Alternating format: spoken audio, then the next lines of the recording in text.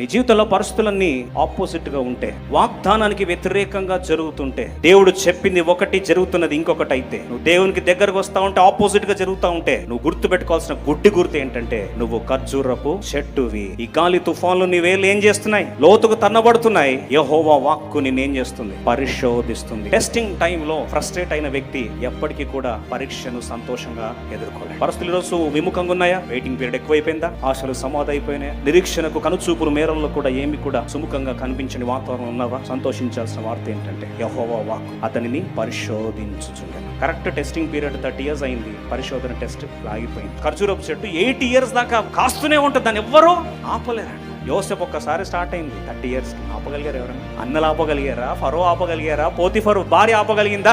ఎవరు ఆపగలిగారు యోసేపుని? దేవుని వాక్కు పరిశోధించేదాకా పరిస్థితులు కష్టాలు ఉంటాయి, బాధగా ఉంటుంది. ఏం జరుగుతుందని జీవితంలో ప్రశ్నలు వస్తాయి. దయచేసి నిరీక్షణ కోల్పోక